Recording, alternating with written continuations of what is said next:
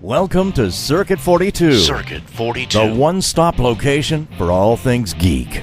This episode is brought to you by our sponsors, Dragon's Lair San Antonio and Gotham Newsstand. Sit back, relax, and most importantly, enjoy another episode of Circuit 42. Circuit 42. Hello, everybody, and welcome to the newest episode of Circuit 42 and Current Circuits. We've been gone for a long, long time. A time long ago when Marvel made consistently good comic books. A time long ago when Spoonie made videos. That's right, a long, long time. Mainly because we have no sense of direction, organization, and we literally fall into complete chaos at any given opportunity.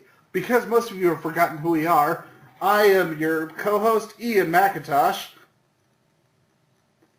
The silence speaks words.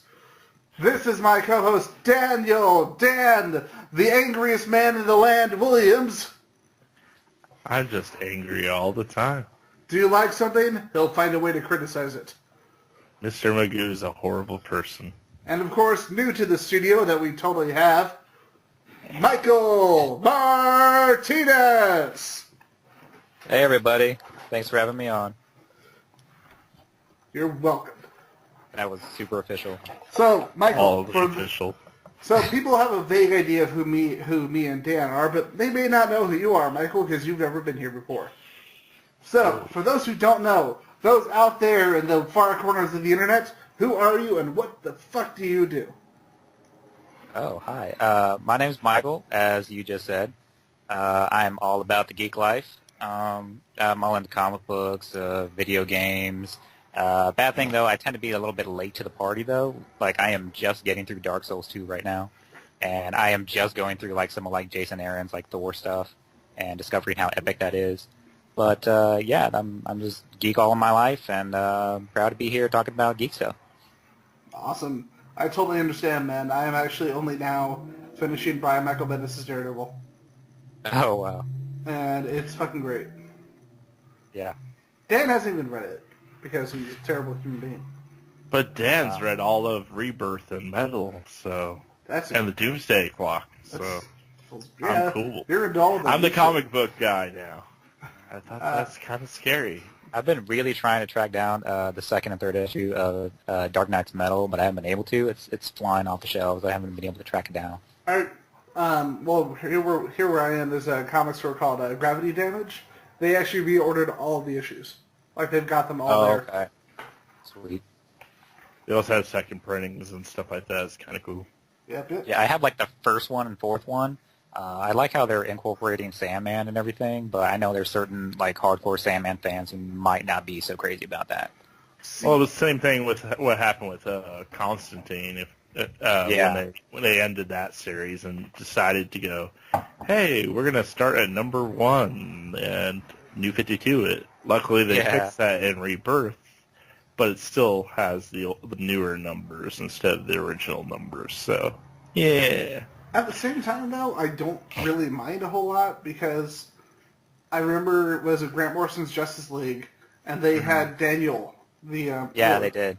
And they had him in there. It's really cool to see Scott Snyder and them bringing back that kind of sort of tradition and bringing the Sandman in one way or another back into the DC universe. Yeah, it's weird how, like, certain people get, like, touchy about certain, like, characters. Because, like you said, they did bring in Sandman. I think it was for that one arc where they were dealing with Starro the Conqueror. Yeah. And, a whole, like, town was underneath the spell, and they needed somebody to get, out of the dreaming. And it's cool because, like, Starro ends up, like, in this, like, little bottle just to show you, like, the scale of Dream and all the Endless. And Starro ends, like, in this little bottle. Oh, yeah. Just, like, right, like, in his, like, little, shop or whatever.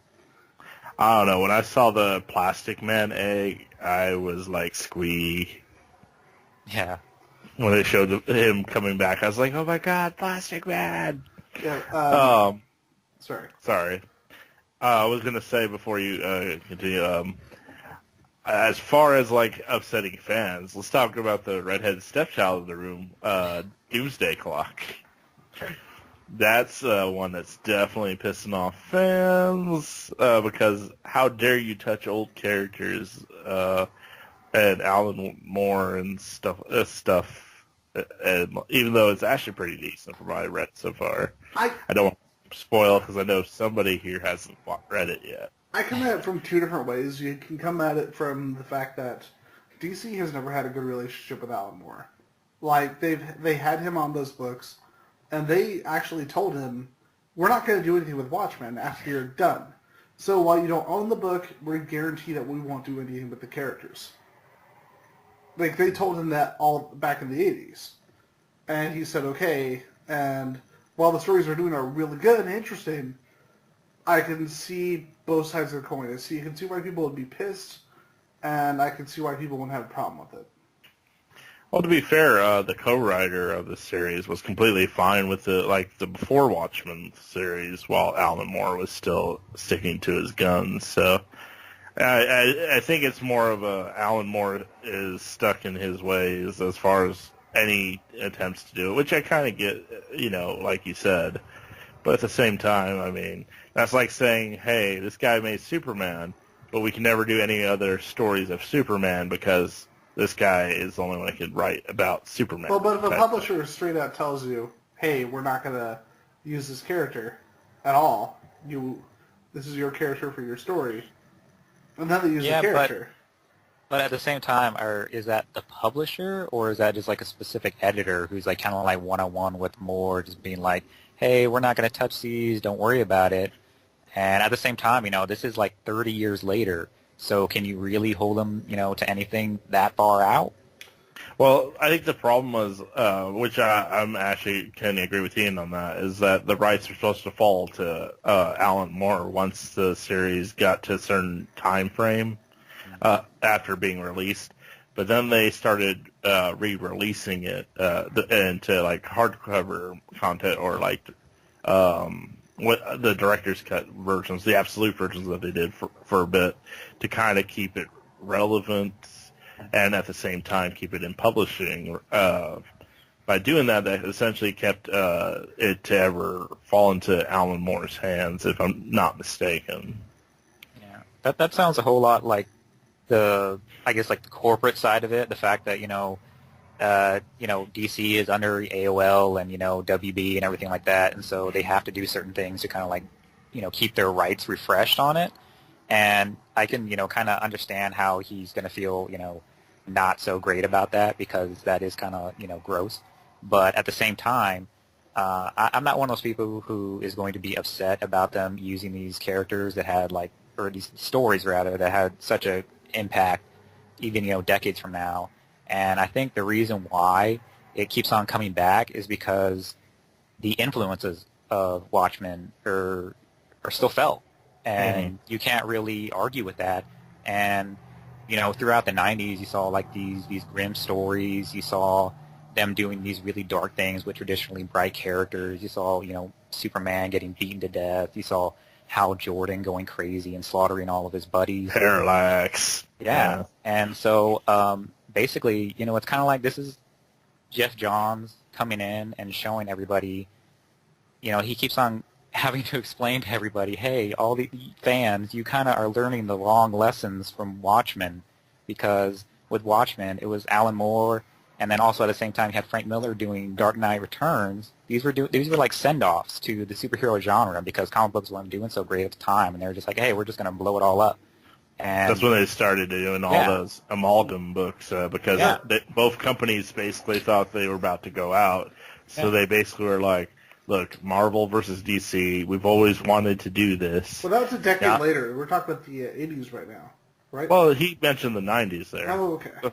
That's what I was saying. Like, the 80s where it started to go that direction, but the 90s where they hardcore were like, look, we know that comics aren't doing as well as they used to. Maybe we should do a final send-off between our two companies, which at the time made perfect sense because Marvel was close to bankruptcy, and WB with DC wasn't selling too great either. So they were like, screw it, let's do this, and that actually ended up causing a resurgence, surprisingly. Yeah, so they were kind of like banking on the fact that all these like huge stories, like the good thing about Watchmen is that, it's so self-contained, and so Moore was able to do whatever he wanted with those characters, even though they were influenced by, some of the characters that he wasn't allowed to touch, and like Captain Atom in Question and whatnot.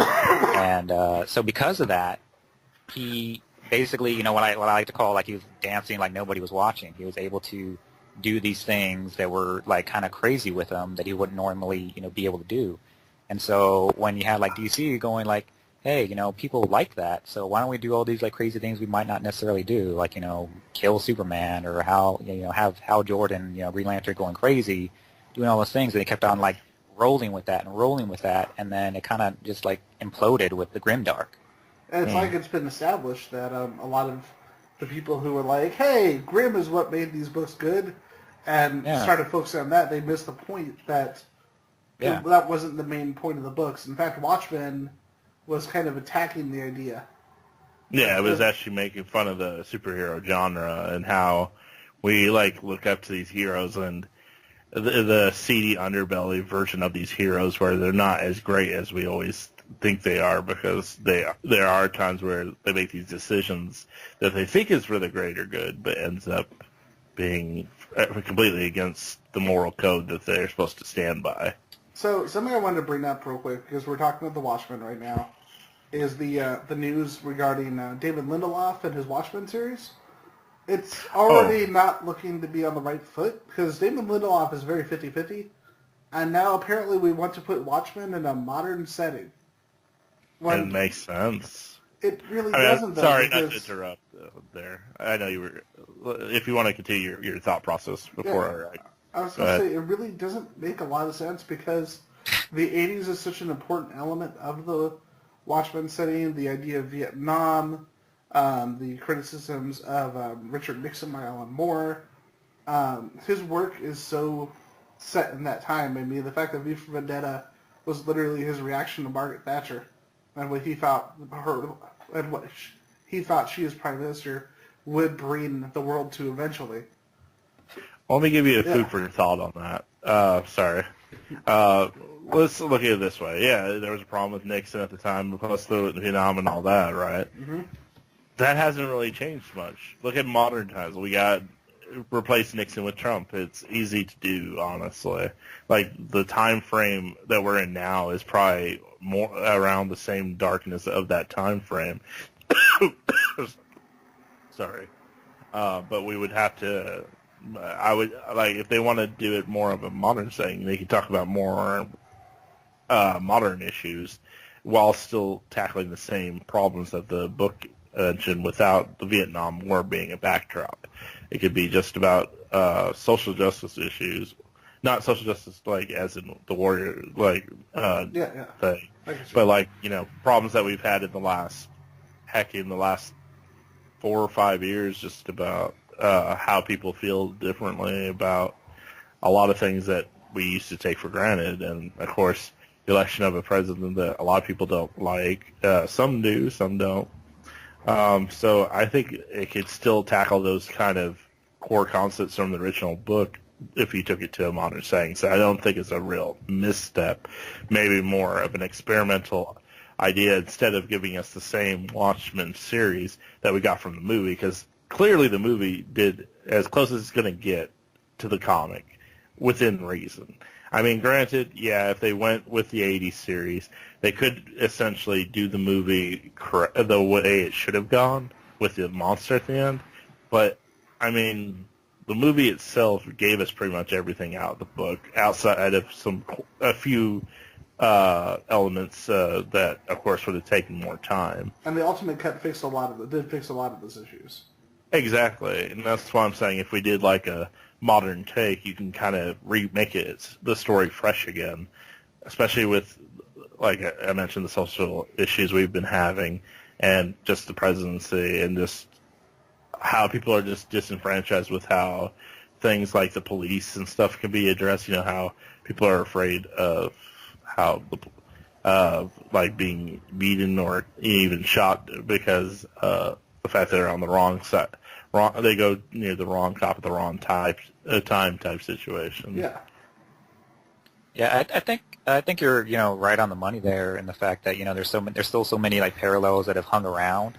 You had like Vietnam, but at the same time, you just have a war backdrop where people might not think it's ever going to end, and now you have the war on terror, and also the threat of nuclear holocaust and rising tensions between North Korea and United States. I think there's plenty to mine from that, but at the same time, I can see how it's going to be really easy to mess up because are you going to basically act as if like the Watchmen already existed back in the 80s, or are you going to completely bring the thing to modern times and act like that never happened back then during the Cold War at all?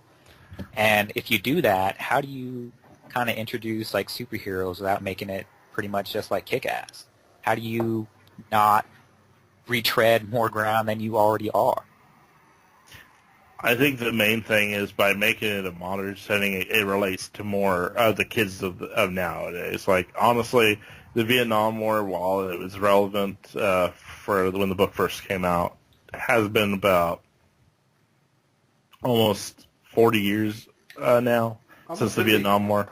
Yeah, almost 50 years now since the end of the Vietnam War. I mean, you know how attention spans are nowadays with some of the new readers, etc. So if you try to focus on something that they don't really care about, like a war that happened 40, 50 years ago, it's not going to be as inclined to follow it. But if you do it for a modern setting with, like you were mentioning, and like some of the modern things that are going on, I think it could still work. Now, can it mess up? Absolutely. But I think it'd be a fresh take and gives us a new way of looking at the Watchmen that I kind of like with a lot of ways the Doomsday Clock, which actually progresses the story ahead a couple of years from the actual original comic. Something I've got to bring up, though, on this is that with something like, I mean, if you're going to pay respect to Alan Moore and his style of storytelling, Alan Moore couldn't give a fuck about what the modern audience thinks or about what young people think. Mm-hmm. And if you're going to adapt a story like The Watchmen, you can't give a shit. Yeah. You have to, I mean, because if you do that, you're abandoning the story in order to make more money, in order to get more ratings. That's what made American Gods so good. That the recent one based on the Neil Gaiman novel. I still need to watch that. Yeah, it's awesome. They don't. They've modernized it though. Yeah, but it's not to an extreme degree. It's still, it has modern trappings, but it's not like they're changing the story to try to appeal to a young audience. They're just telling the story just with some modern trappings, like cell phones, etc. Well, yeah. At the same time, if you're setting a show now, that's going to be there, of course. But even back then when it came out, they had that. The book was not... It's not like the book was written in the 1970s. Mm-hmm. I mean, as far as the Watchmen, I could also see if they want to modernize it. You were mentioning how they could do that with the heroes thing. Based it on 1960s heroes. Like, you get stuff like Aquaman, like the classic Aquaman, or like the classic variation of Batman or something to that effect. Like an older hero, not from like the 30s or 40s, but a hero from the 60s or 70s, and they being the first ones to arrive. So they kind of change how it actually starts from, being like these classic heroes from the Silver Age, Golden Age era to something around the Bronze Age. I could kind of see that working. They'd have to do a lot of tweaking, but I think it could work. I mean, obviously, we don't want to bring in like Batman, Superman, and all that. I mean, with the no, story, history. Yeah, I was going to say, it's like, wait, what? What? I was kind of just for a second. I was making an example. Sorry. You bring in someone that was prevalent in the 60s and 70s, but isn't like a main staple of the DC. Or just bring in the original Watchmen team, and do it that way. Well, they kind of did that with Doomsday Clock, but I don't want to really talk about that too much. Yeah. Too much spoilers, I guess. Well, yeah, Ian hasn't read it. I'm not sure if you've read it. I've read it. I'm up to date on it. Oh, yeah. I'm honestly waiting for the omnibus because there's so much. There's just so much that I'm just going to wait for it all to come out so I can read it all at once.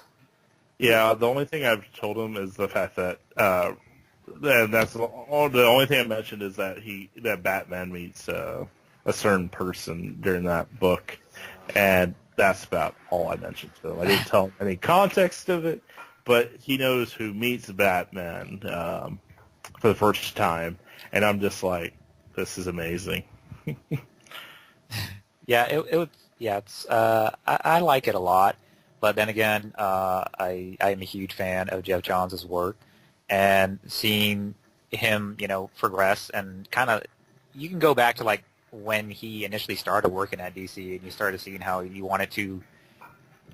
Basically, his whole career has almost been like an answer to Alan Moore's work and everything that he did leading up to Infinite Crisis, which I think is probably like the most stable event that's ever come out. It's like so wonderfully like pieced together, and it was all about what happens when the grim dark like boils over, and how everything goes wrong. And you would think that we would have got that lesson, and you think he's tired of like telling that story, but it seems like there's still a little bit to mine from it, and that's what he's doing here with the Doomsday Clock. He's like not even being subtle about it anymore. He's like saying, hey, I'm directly addressing Moore's work. I'm going to handle this, and I'm going to, lay it out for everybody who still doesn't get it. And that's what's happening right here, and I'm loving it. I gotta say, you mentioned Infinite Crisis. I love the story, and I've actually been going back and collecting all the trades that led up to the original. Oh yeah, it's great. And there's, how for the longest time the omnibus was out of print, and it was going for like $300, $400. Well, they've actually put it back into print now, and apparently it's coming out in July, and it's going to have everything. It's going to have all the content, all the backup stuff, all the stuff that led up to it. Where they're finally reprinting the whole thing proper.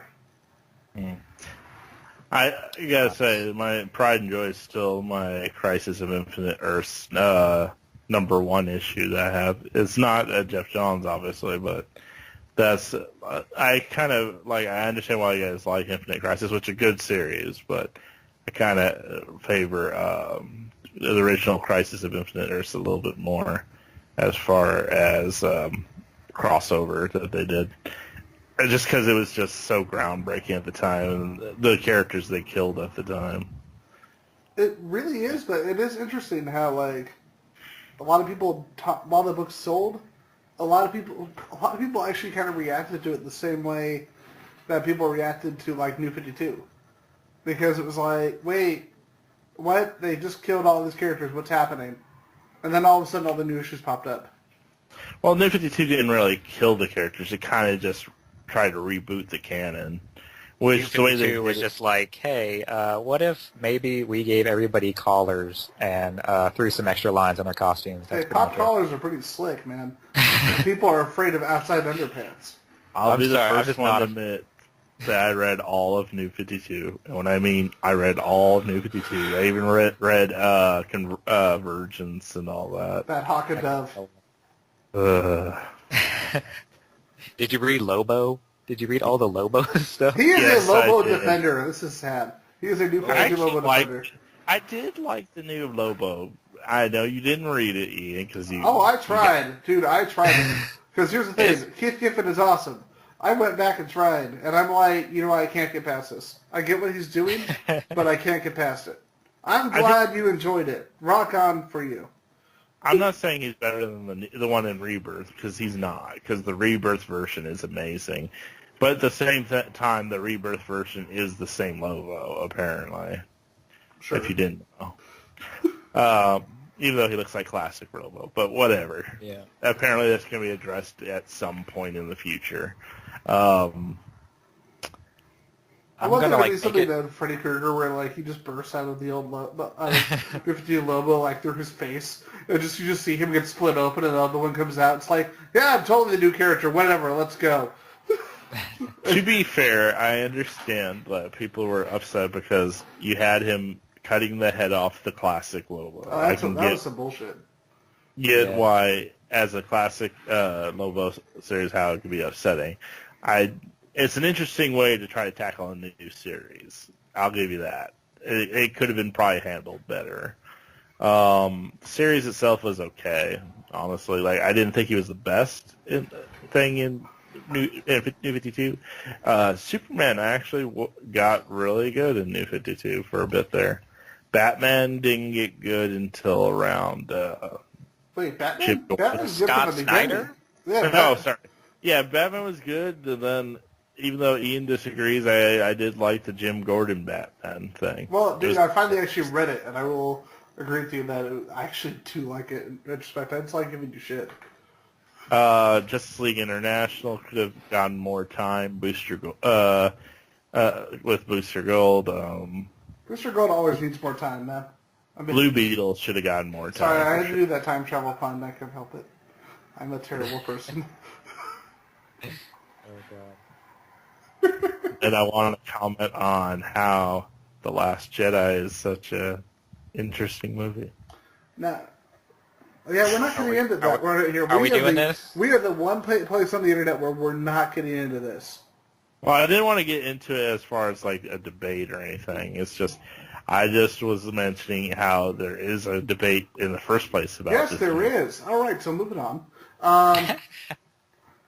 We are going to be the one place on the internet that has a sense of personal responsibility and not get into it. So I wasn't trying to be like start like a controversy. I just wanted to mention that it was going on. Sorry. It's going Yeah, on. can I mention something? Can I mention something about it real quick? Sure. Mention away. I saw it for the third time last night, and I still love it. I saw it twice. I liked it. There's some problems with it, but I liked it. I still give it about 7 or 8 out of 10. I enjoyed it. It does have issues, but I don't think. But the people who are like, "It's the worst movie ever," it's like, calm the fuck down. A lot of people that are upset about it is because Luke Skywalker. Yeah, so it's how dare a character evolve and change. Yeah. What's an I arc? was actually so during my third viewing of it, I actually had I went to go see it at a theater that had a lot of older moviegoers there, and so it was real interesting to see. There was a very vocal guy behind me who every time there was Luke Skywalker beat, he would have a very obvious reaction to it, and he it's like he was almost going on the internet beforehand and looking for all these little checklists, how am I supposed to react when Luke Skywalker does this and do the most obnoxious thing. It's so when this happened, he's like, oh no, why did they do this? And when that happened, he's just like, oh yeah, that was awesome. And he was just so kind of stereotypical old fan. I know that's gonna kind of bug people to hear that, but that's what he was doing, and it was kind of disappointing, but it was still nice to see him appreciate the things that they did do. It seemed like he kind of warmed up to it over time, though. So hopefully, more people can see what they were trying to do with the character and kind of appreciate it. I feel like people will the further we get away from it. Right now, I think everybody's still stuck on hyperbole mode, and wants to get the loudest opinion out there. And hopefully that dies down and we can start to appreciate a little bit, because people are even appreciating the prequels now. People are like, oh hey, the prequels weren't so bad, and so maybe we'll get to a spot with that. I appreciate the prequels because of the no cheese edits, which I keep telling Ian to watch to really appreciate the movies better. It's watch this fan edit; it will make the movie good. It does. It really does. What does that say, though? The movies themselves, by themselves, do have problems, but they were not as horrible as fans made it out to be. 3 was pretty good. Attack of the Clones was horrible, though. Let's just throw that out there. I have a friend who thinks. I have a friend who thinks Phantom Menace is worse than Attack of the Clones. I'm like, what? No. I'm actually rewatching the prequels. I'm going through them, and that's a tough fit. If you don't watch those cheese edits, yeah, it's definitely a tough fit. Yeah, Attack on the Clones is next up to bat, and I am kind of putting it off because I'm, oh my god, this is going to be so bad. There is one thing that I will give oddly enough extreme credit for that movie. That movie referenced the movie Dead Alive. And that makes me happy. Did it? Yeah, the part with the because remember the scene in Dead Alive where he has a lawnmower and he says, "This party's over," and he pulls the string. So when Mace Windu's, when they're all in the arena And basically he's okay. up on the stand or whatever, and he says, "This party is over," and he starts spinning the lightsaber and killing like everybody. Yeah. And it's like, you know what? Your movie may be kind of garbagey, but you referenced Dead Alive in a Star Wars movie, so I got to give you that. Mm-hmm. Too bad the rest of the movie was the rest of the movie. But beyond that, that was good. Like I said, if you haven't seen the fan edits, I recommend it to fans who want to actually appreciate the prequels. I just I assumed wonder if there's that gonna be like a. I wonder if there's Sorry. gonna be like a fan edit for Justice League that actually makes it to be the great movie that it's supposed to be. Well, here's the thing, like with the prequel thing, Phantom Menace goes from 2 hours and some minutes to about an hour and a half with the edits. Of course it does. So the Episode 2 pacing goes- is so much better. Episode 2 is still Also- 40 minutes long. They take Jar Jar and they dub his voice into an alien voice. So you don't. He's not obnoxious. He doesn't do fart jokes. He doesn't do all that other crap. He literally becomes a background character in the movie. I want It's every character to be amazing. Boss Nass. Oh yeah, Boss Nass is basically non-existent in the movie. No, I want to make an edit where every character is Boss Nass. Like, you have a conversation, blah, blah, blah, blah, blah, blah. It's like, what the And fuck? just, since you mentioned Justice League, I thought it was good for what they had to do. Like, the problem is, and I told Ian this, is you had two directors working on this. First it was Zack Snyder, and then, of course, tragically his daughter died. So he had to step away. Then they brought in Zack Snyder, but didn't give him any free will to change things You mean up. Zack Or Snyder Whedon, or right? Joss Whedon? Joss Whedon. Joss Whedon is Zack Snyder I in need- sexual Sarah. harassment land. Let's do a quick edit. It's like, Nope. so Josh... Hold on. Let me do the edit. My name is Dan, and I think that X-Men Origins Wolverine is the best Justice League. Okay, there you go. Yeah. Totally Okay. legit. Yeah, Zack Snyder had to leave because of his daughter. So they brought in Josh Whedon. And when Josh took over, they didn't give him much of an option as far as doing a movie he wanted to do. I mean, they gave him very limited creative control. Not to mention, they limited the movie to 2 hours. That was WB making that decision. So that really crippled any chance of getting close to what Zach was initially going for. Not to mention, because they had to do reshoots for Josh, I think we've all seen Superman's chin. The fact that we had to spend millions of dollars on a mustache removal, and it looked like shit. It's Awful. like you wasted millions of dollars to digitally remove poorly Superman's mustache. That is not how you spend money on a big budget movie. I think the problem really is WB keeps shooting these movies in the foot, but then they want to blame it on Zack Snyder and everybody else with themselves. It's like, look, if you'd let the directors do what they need to do, they would actually be good movies. Look at Batman vs. Superman. It should have been half an hour longer. Look at when they did the Ultimate Cut, it was actually a lot better. There was still some problems, but not as much. Then Suicide Squad. Well, we got to make it a little less dark and more campy. So Suicide Squad is still the weakest of the movies, even with the extended cut. Yeah, the problem with that is you tell David Ayer to be like, "Hey, man, we know you like making dark films. Don't make a dark film today." But that's my job. Sorry, no, just no. Yeah, see, like while I can appreciate how there's definitely going to be people who give Zack Snyder the benefit of the doubt, especially given the tragedy that his family went through.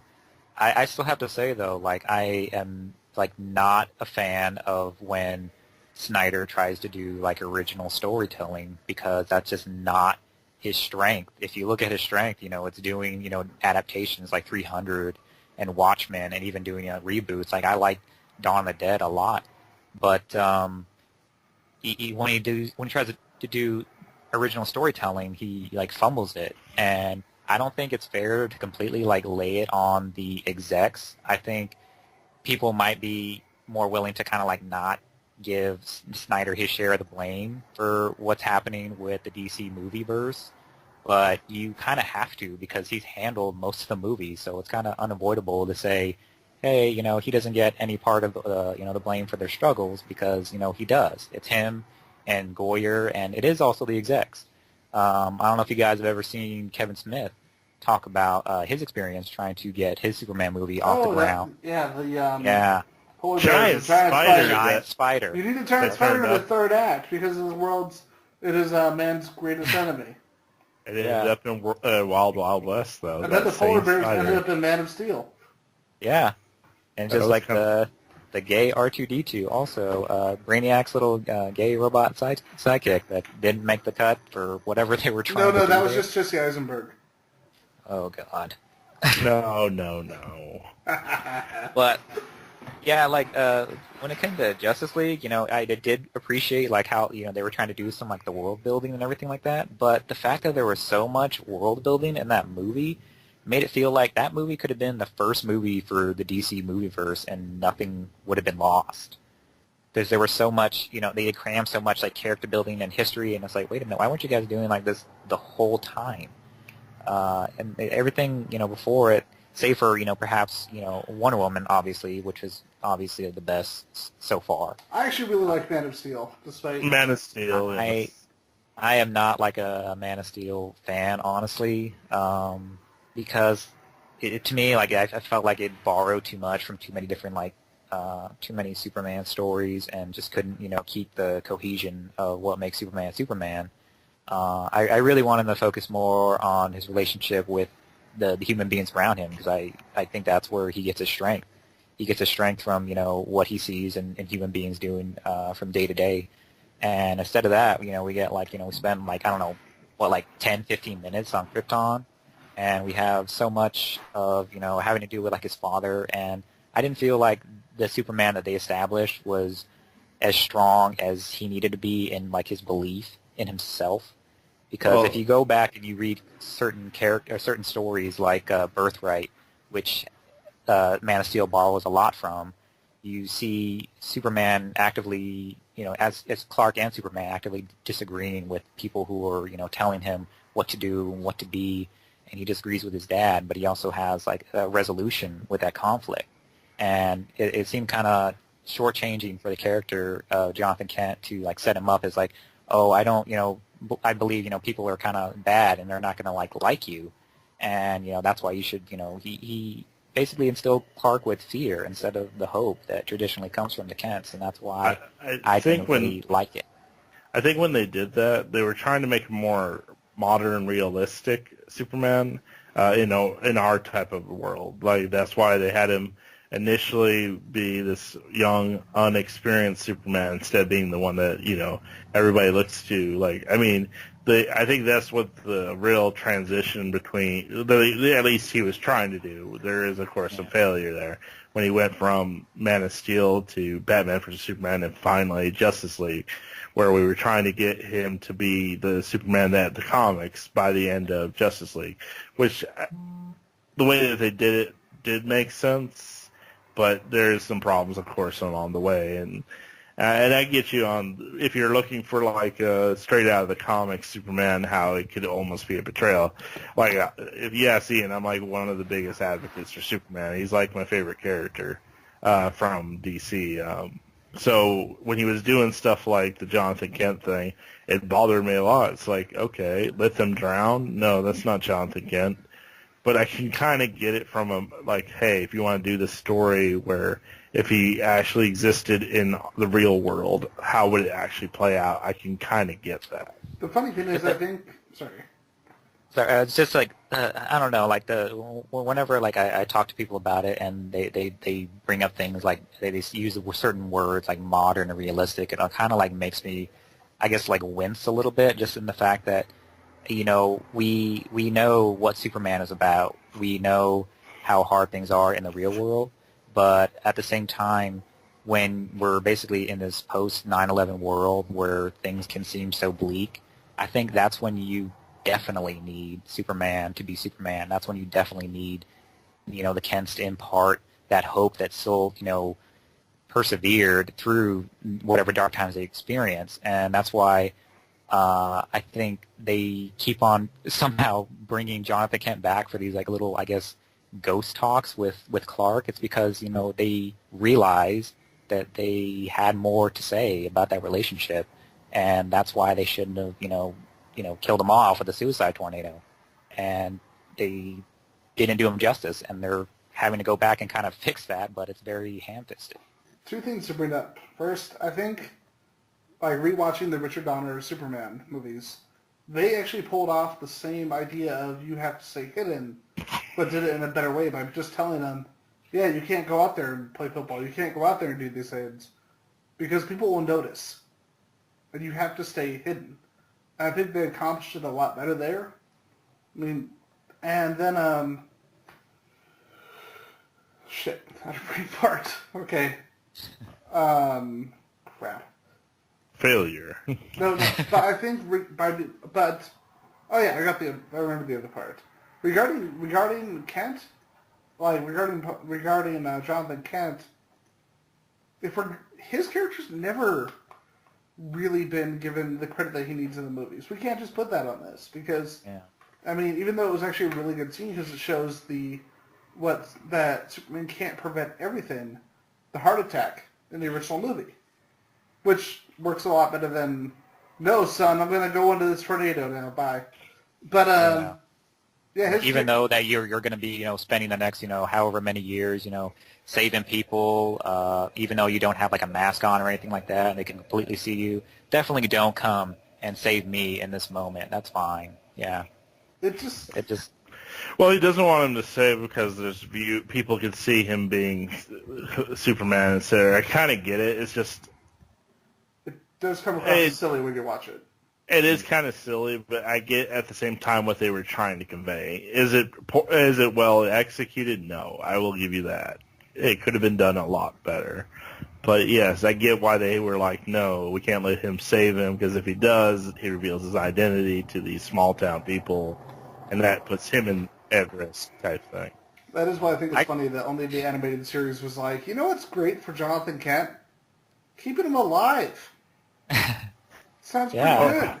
Yeah, the comics keeps killing him off all the time. Well, both of the Kents. And it's real, interesting, going back to kind of like what we were talking about before, with Jeff Johns, because obviously he was kind of like a protege to Richard Donner and everything.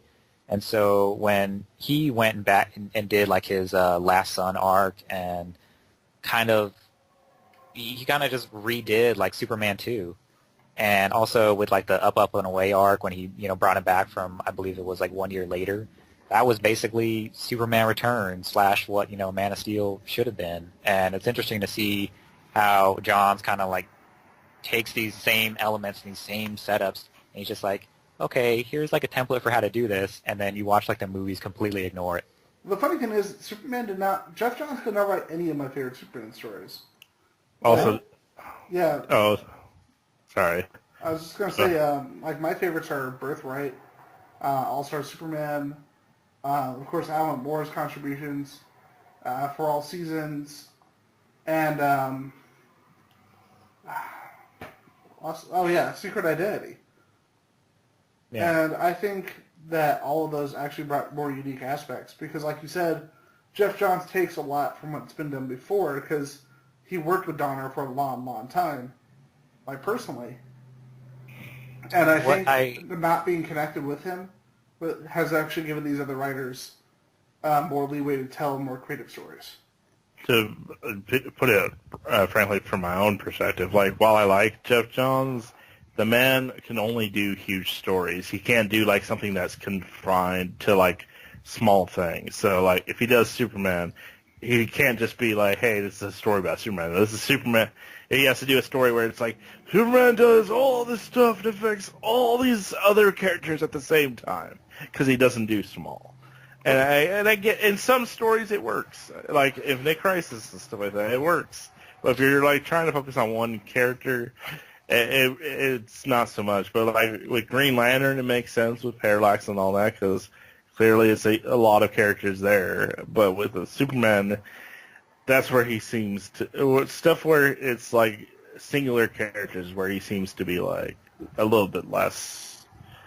Well, at the same time, though, like has he ever really been in a situation where he needed to do something small? Because he's been handling like team books. He's done like Teen Titans. He's done JSA. He's done Justice League. He's kind of like shouldering the load for DC. Like the thing is, I want most him of his to career. Because I think it would be a challenge for him to do it. I mean, one of my favorite writers is Kurt Busiek, and Busiek was known for like Marvel's Avengers Forever, all these really big books. And then he did a really good fantasy comic called Aerosmith, with has nothing to do with the band, with Carlos Pacheco, and it's a World War I parallel with a fantasy world, and it's all self-contained, really cool and really dark, especially for Kurt Busiek. And I want to see somebody like Jeff Johns challenge themselves in that way. To do like a completely unknown, off to the side type story. Yeah, or just something that's more contained outside of just a group book, like you mentioned earlier.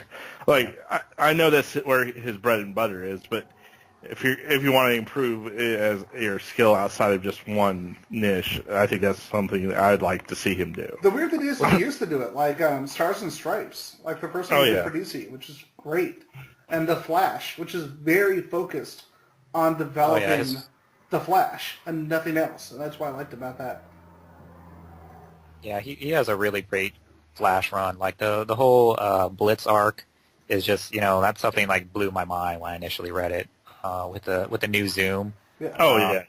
That was incredible, and it's almost kind of tragic that like that Zoom is kind of like pushed aside now. We're so like focused on on Bond, and so now we don't really get to play with that character anymore. But it's still kind of Zoom at the same time, so I guess we can't complain too much. But it just sucks. Like there's certain like pre like 52 stuff that is kind of off to the side now. You don't really see so much anymore.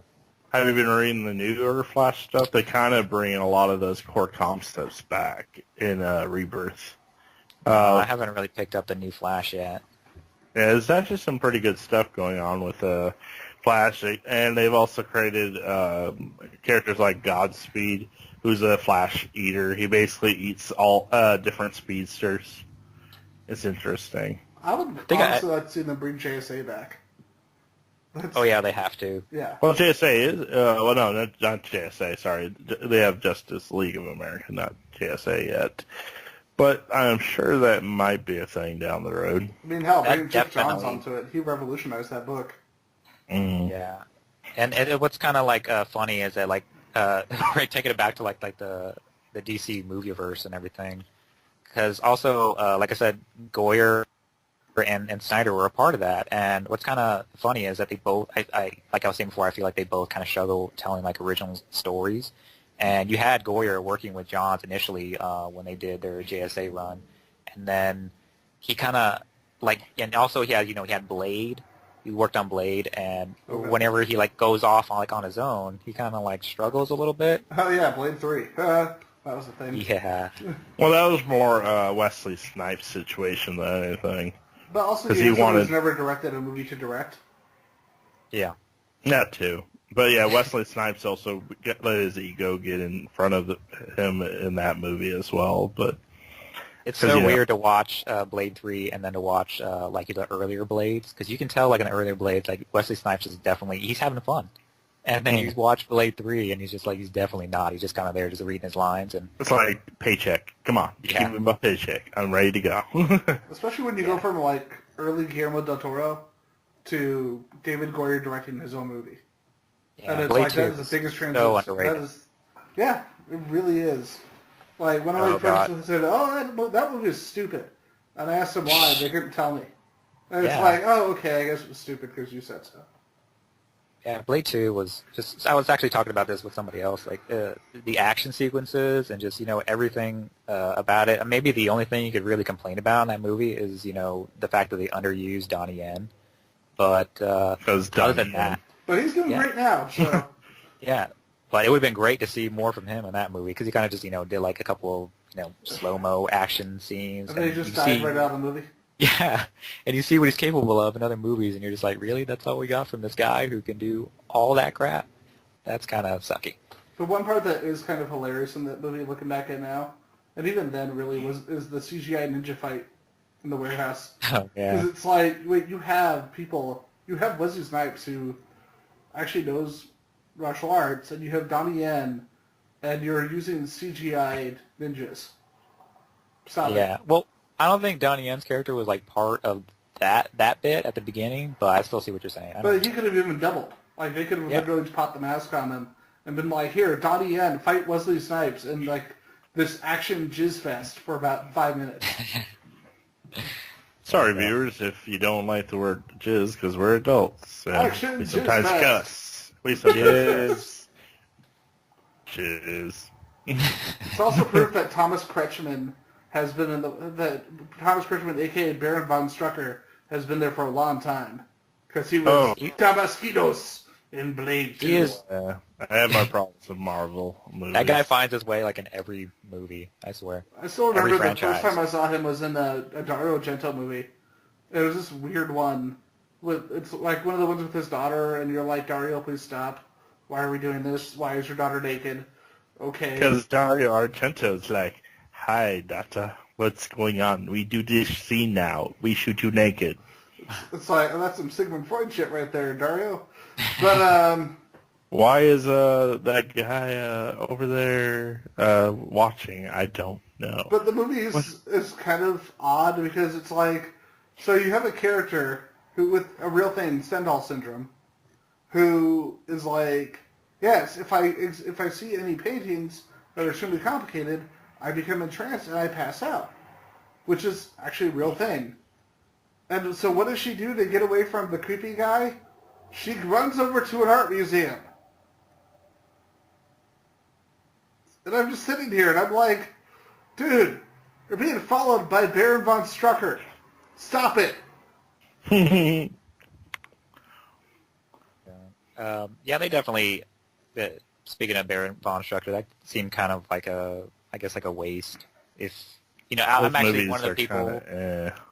I'm actually one of those people who I really don't have that much of a problem with Age of Ultron, but I hate Age that's of definitely Ultron. a gripe with that movie. There's a lot of problems. But you have problems with a lot of Marvel movies, Dan. Civil War is one of them. See? I really liked Age of Ultron. I think it gets like a lot of flack, but I think it's undeserved because of the scale. And if we're going to kind of, I guess, give like the DC movieverse, and by the way, I'm a much bigger DC fan than a Marvel fan, but I'm just saying, if we're going to give the DC movieverse some slack for the execs meddling a little bit, then we have to be able to do the same thing when it comes to Age of Ultron and the the mandate for Chris Hemsworth to be shirtless in every movie, I guess. Yeah, apparently. No, I was more like, hey, this ain't Age of Ultron. This is one weekend at Ultron. Well, have you read Age of Ultron? That's actually a good thing that it wasn't Age of Ultron. Oh yeah, I read Age of Ultron. That is a boring. I didn't read Age of Ultron, but I made sure to read Ultron Unlimited just so I would have some Ultron kind of like Unlimited is amazing. Yeah, that one seemed to be a more of in line with what they were trying to do, and you can even like see some of the direct, I guess, transitions or adaptations from the page to the screen, and it was actually kind of impressive because you can definitely tell in certain shots in Age of Ultron, it's like they are straight up going for those huge George Perez splash page that feel. And that comes across, and that's very difficult to do, and it should get credit for, at least that. I got a test for you. Did you like or hate Iron Man 3? Iron Man 3. Well, you know what, actually, it's okay. I think it's okay. I think it definitely isn't that bad. I don't think it's horrible. I think there was a lot of... It was basically, I believe, the first of the Disney Marvel movies, I think. And so I think there was a lot of backlash from that transition. It was certainly more cartoonish than, the initial Iron Man movie that came out. There was a lot more like comedy. People didn't like the Mandarin in it. But I think it definitely had some spots in it that were underrated, the final fight scene, against all the extremist soldiers was pretty damn sweet. I think when it came down to it, seeing this version of Mandarin, which is completely, different from the comic books, just threw everybody for a loop, and they didn't know how to handle it. But they did set it up, having the quote unquote real Mandarin come up in that one shot. So hopefully we'll see what happens with that. But as far as Iron Man 3 goes, I don't hate it, but it's definitely not my favorite of the Iron Man movies. That's Ian's favorite. Bullshit. As I've told you, I enjoyed the movie except for the twist. You were I just had liar. to find out his opinion. That's why I was like, Ian, don't say anything. Let him give his opinion. I want to hear this. But yeah, honestly, Iron Man 3 is okay. My big problem with it is blow up the suits and then never address it again. Well, the thing that a lot of people forget is that they were pretty sure that this was initially this was going to be the end of his contract. Yep. And that's why they did it. And honestly, if that was the point and they had ended it there for Tony Stark's story, that would have been an awesome finale. Minus the Mandarin crap. Oh yeah. And, you have to keep in... Sorry, go ahead. The two things that stick out to me that a lot of people forget is that, for me, that movie has my favorite big action piece of any of the movies still. And that's the scene on Air Force One. Because a lot of people forget that there wasn't a CG there. They did the whole thing. They were all professional. They were all, I guess, parachutists would be the word. They were all professional parachutists. They were all trained. And that whole scene was all actually done right there up in the sky, which is completely nuts.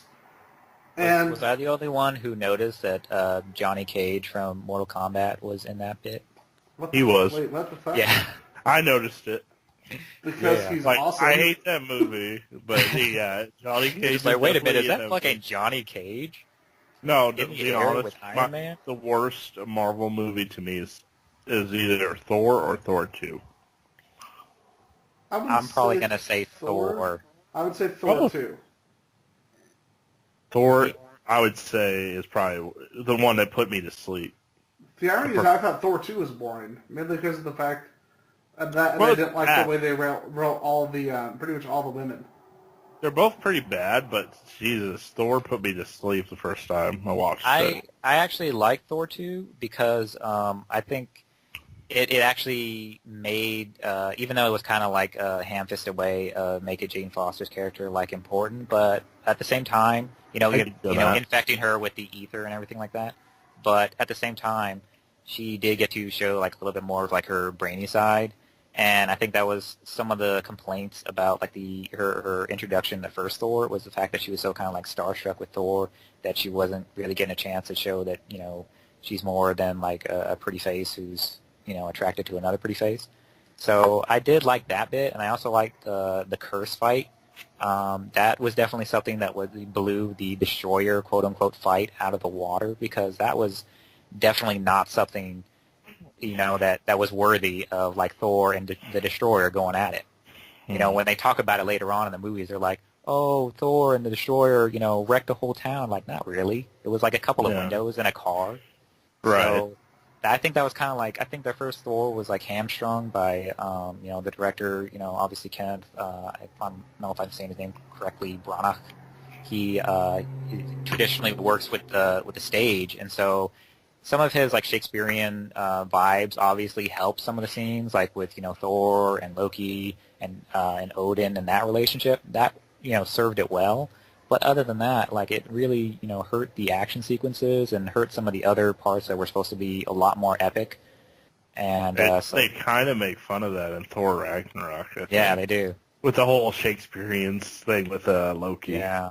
The weird part is with Branagh, like the guy has come out and talked about Thor long before that movie came out, and you could tell he was a huge fan. And I think, in a way, being too close to the material can actually make things harder. Because I can see that. Nicolas Cage, Superman, anyone? Dude, he took his paycheck from Henry V and went out and bought all the Thor comics that he was missing.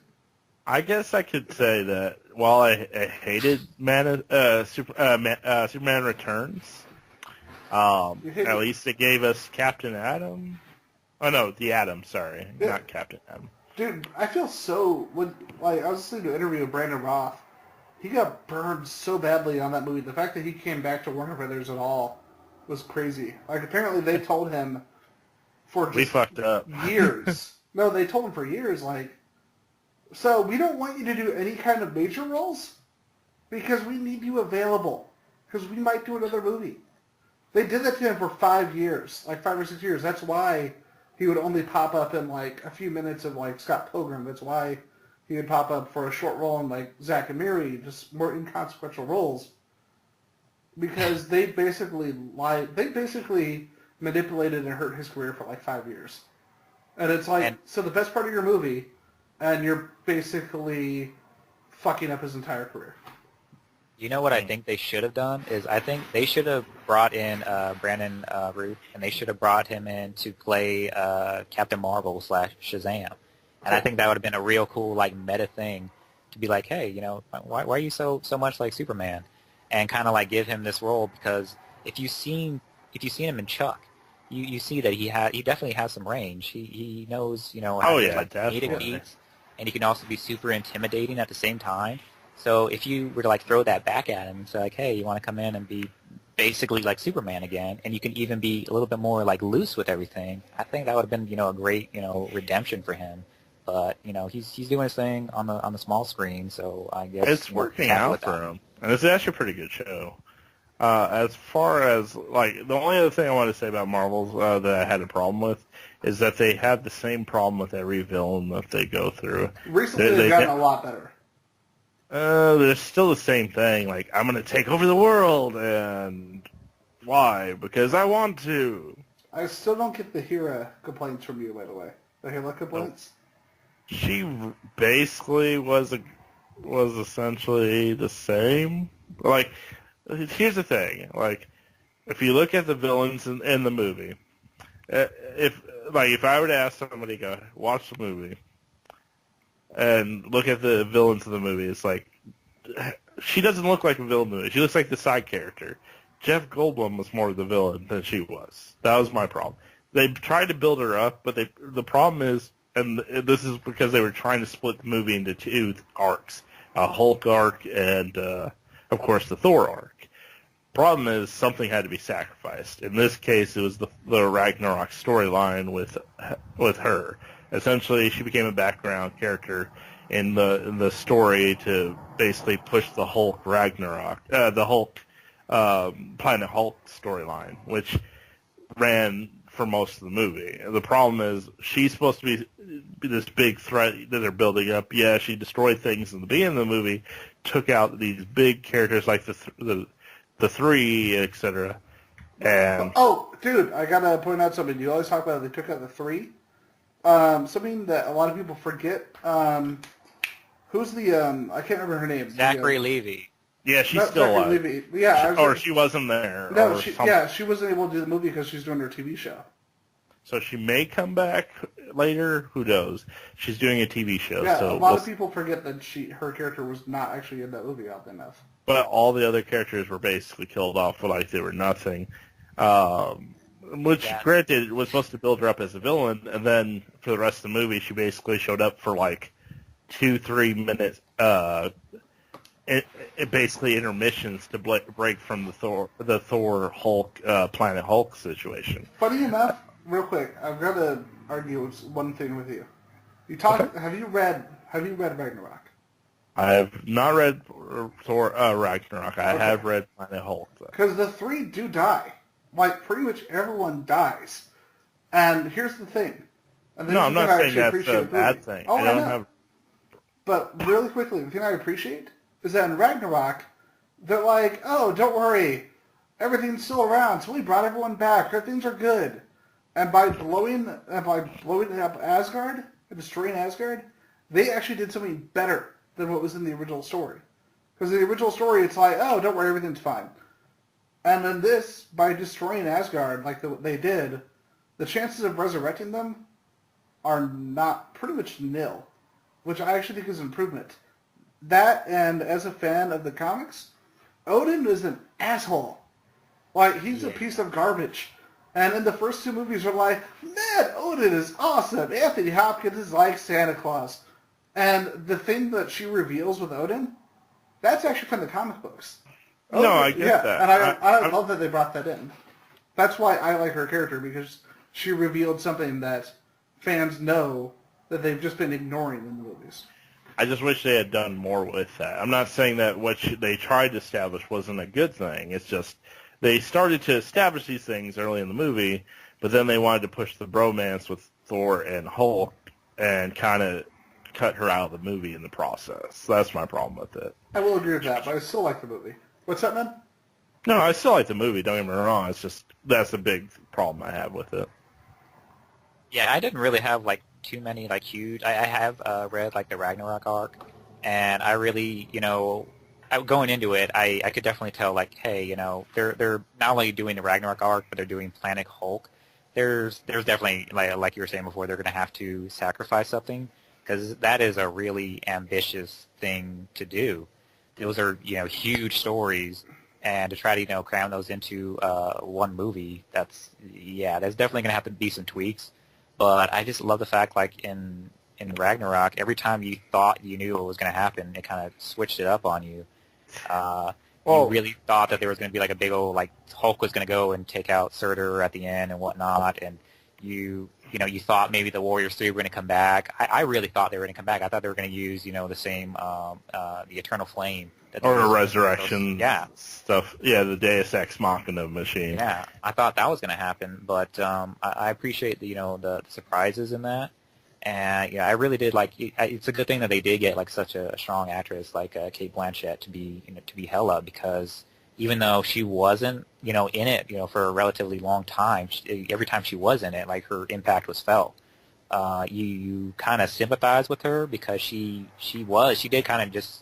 No, I did like that. Her way of thinking was just like so like outdated. It's just kind of like, hey, she's not really even that evil. It's the fact that she was basically set up as, hey, help out Dad with this type thing, and then when he didn't need her anymore, he set her aside. Yeah, I get that. I do sympathize with that.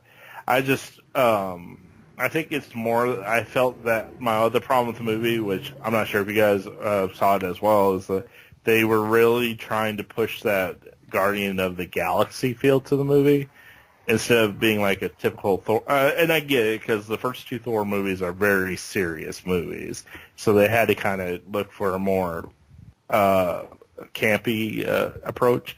But it came off like they were like Guardians of the Galaxy's type film. I'm not saying that makes it a horrible film. It's just you could tell that the movie is like night and day different from the first 2 movies in the series. The thing is, Sorry, go ahead. Okay, just real quick. Just the thing that I liked about that though is the fact that if you notice, especially with the I'm blanking on his name, not the Collector, Jeff Logan's character. the Grandmaster. Yeah, what I liked about his character and his whole setup was just pure like Kirby goodness. There was so much influence from Kirby there, and so when you see, everything that Kirby did in the comic books and how it was like so like space, so influenced, I guess you would say like Star Wars, and also there's back and forth influences between all sorts of sci-fi films. You have to take into account like how much sci-fi Thor is. At the same time, it is all the mythology. Like even when you see these iconic arcs from Thor coming out now from Jason Aaron, like God Butcher, Thor is still out there like in space. And you go back to Avengers arcs, Kree, Skrull War, Thor is out there, he's battling spaceships. So there's still like this sci-fi element to Thor, and I like the fact that they touched on that, and I appreciate what they did in trying to inject so much fan service for Kirby there. See, that's my problem. Like, if we can kind of segue a little bit, like DC's doing this huge push for like Kirby stuff right now. Like they got the Commandy stuff. They did all the stuff with like the New Gods and all these books to basically pay homage to to him, but yet we don't really see any of that really happening on the Marvel side, like to kind of pay tribute, like some like classic series that he created on that end coming back. I kind of find it, and I think it's part of what the big separation is between the Marvel movies and the Marvel comics right now. While DC and Marvel, admittedly, when it comes to movies, Marvel's definitely on top. But as far as comics, DC is now the top tier at the moment when it comes to comics. That's really been a thing that happened like not even more than like 2-3 years ago, and now like since Rebirth like it's completely switched, and Marvel's really tried to catch up, but they're kind of having problems on the book side compared to the movie side. It doesn't really help when they're kind of hurting themselves by not tapping into Fantastic Four or not tapping into X-Men in the way that they should. And that's kind of like their own fault for trying to, choke out Fox on the back end by not, pushing these titles, not pushing out their products and the properties in the way that they should and the way that they should respect these classic characters. I am excited about one thing that's coming up that I think is going to lead... It's showing that they are definitely going to start improving. I'm a big fan of Gail Simone, and Gail Simone, I can't remember if she's even ever written anything for Marvel. So I think probably a long time ago, if anything. Nothing recent. Yeah. I'm excited that we're getting a Domino ongoing series written by Gail Simone. It's like, yes, that's the kind of writer you put on a book like that, so you can really punch it up and basically show we're taking really good talent and putting them on with really good characters. And if they can continue doing stuff like that for the next, within the next couple of months, the next year or two, this is definitely going to be an upturn for them. If they can things like that. They also have Mark Waid coming into Captain America, and that is huge as well because, everything... I'm a huge Mark Waid fan as well, on top of Jeff Johns, like I mentioned earlier, and I've yet to be disappointed by a Mark Waid story, and just by the initial issue, I can tell like this is going to be a great run. I will say one thing. It can be definitely better than the Captain America run that they did with Nazi Steve. I was like, I read the whole thing, and I was like, was that really it? I still need to read that. I haven't read it because I know it's controversial, and I need to read it. The thing it's is, not great, to be honest. The thing is regarding Mark Waid's Captain America, Mark Waid, of course, has a huge history doing Captain America, and I'm actually really happy that we finally got an omnibus release collecting just everything in one volume. But I'm going to... Sorry, I didn't mean to cut you off. Okay, then stop cutting me off. Go ahead. Sorry. Okay. Go ahead. I'm going to upset you as a fellow Mark Waid fan. Mark Waid can... I tried reading Champions. I got the first volume. I was really excited just because of the creative team. Mark Waid cannot write Miss Marvel for shit. No? No. Is this the Kamala Khan Yes. Miss Marvel, or is this Carol Danvers? Kamala Khan, because the original Miss Marvel series is fantastic, and the character has so much personality. And when Mark Waid writes a character, it's weird. He's written her for 2 different series, and basically her character has become the wet blanket who's like, everyone listen to what I say. And if you've ever read any Miss Marvel, that's not her character at all. That's why they're also ending the series, because it's not so popular either. No, that's the thing that pisses me off. They shouldn't be ending Miss Marvel. They should be ending the Champions. Because Miss Marvel, they actually write the character well. The Champions, they don't know how to write the fucking character. And I never thought I'd say that about Mark Waid. Well, it's weird because like I'm also I just started picking up his Daredevil run as well, it's fantastic. and I was reading it and I was kind of like looking through it, and I was thinking to myself like how this was, I guess, going to be kind of a challenge for Mark Waid because he's so great at writing characters like Superman and Captain America, who have this very Boy Scout image, and yet Mark Waid, when he's writing Daredevil, he still manages to make him this man whore, I guess. Well, it's a and I was like, thank you. I was kind of surprised, but I was like, at the same time, I was like, oh, okay, that's true. I'm glad that was still in your wheelhouse. Like you were able to make him true. Like you weren't trying to make him all 100%. You weren't trying to make him like Captain America. You weren't trying to make him like Superman. You kept him true to what was already established, and that he's kind of like this, devil may care, man whore. So I was like, okay, cool. I appreciated that. My only thing is, like, we got writers going from Marvel all the way over to DC because of creative differences behind the scenes that's happening now. And I'm not sure how that's going to shake up the whole landscape on both fronts with these writers basically switching sides as far as who they write for. It is funny because they brought Bendis over. See, I don't mind that because when Bendis really wants to write something, it's great. When Bendis doesn't give a shit, it's Civil War 2. Yeah, like, I don't mind it when he's, like, on the right characters. I forget who exactly, I forget which time. I think they're putting him on Superman, right? That was actually a rumor. They haven't actually confirmed it.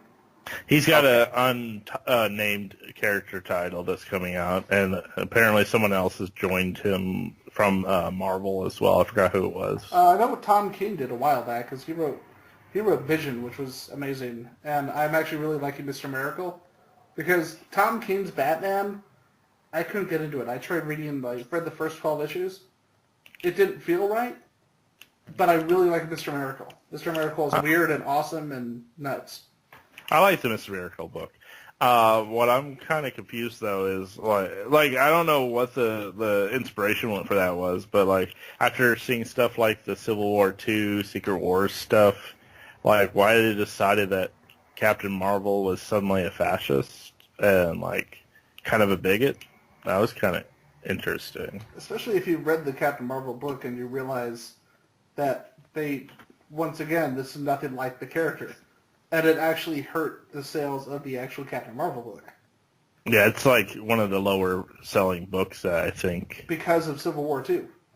Yeah. It got canceled because of Civil War II.